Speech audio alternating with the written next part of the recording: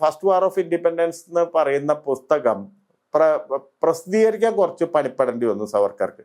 കാരണം ബ്രിട്ടീഷുകാർ അതിനെതിരായിരുന്നു, ബ്രിട്ടീഷുകാർക്കെതിരെയുള്ള സമരമായതുകൊണ്ട് അത് പ്രസിദ്ധീകരിക്കാൻ സമ്മതിച്ചിരുന്നില്ല. അപ്പൊ അതുകൊണ്ട് VVS അയ്യർ വരി ഹോളണ്ടിലൊക്കെ കൊണ്ടുപോയിട്ട് അച്ചടിച്ചിട്ട് അത് ഇന്ത്യയിലേക്ക് കടത്തുകയാണ് ചെയ്യുന്നത്.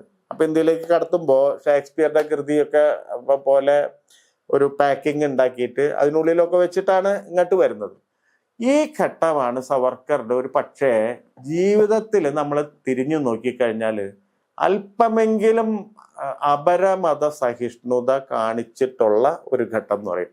ചെറുപ്പകാലത്തെ കുറിച്ച് എഴുതുമ്പോൾ നമുക്കറിയാം ബാഗൂരിന് പള്ളി ആക്രമിക്കാനാണ് പോകുന്നത്. ഈ രണ്ടാം ഘട്ടത്തിൽ അല്ലെങ്കിൽ ഈ സമയത്താണ് മുസ്ലിങ്ങളോട് കുറച്ചുകൂടി ഒരു സൗമനസ്യം സവർക്കർ കാണിക്കുന്നത്. അതിന്റെ കാരണം സവർക്കർ എന്നെ എഴുതുന്നുണ്ട്.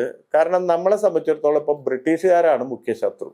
ബ്രിട്ടീഷുകാർ മുഖ്യ ശത്രു ആകുമ്പോൾ മാത്രമല്ല മുസ്ലിങ്ങൾക്ക് ഇന്ത്യക്ക് മേലുള്ള ഒരു പവർ എന്ന് പറഞ്ഞാൽ മുഗൾ ഭരണോ അല്ലെങ്കിൽ മുസ്ലിം ഏതെങ്കിലും തരത്തിലുള്ള മുസ്ലിം ഭരണോ ഇന്ന് ഇന്ത്യയിൽ ഇല്ല.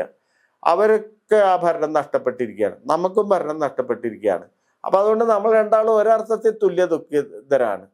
മറിച്ച് അധികാരത്തിലിരിക്കുന്ന മുസ്ലിം അല്ലാത്തത് കൊണ്ട് കൂടെ കൂട്ടുന്നതിൽ വിഷയമില്ല എന്നുള്ള നിലപാട് ആ സമയത്താണ് സ്വീകരിക്കുന്നത്.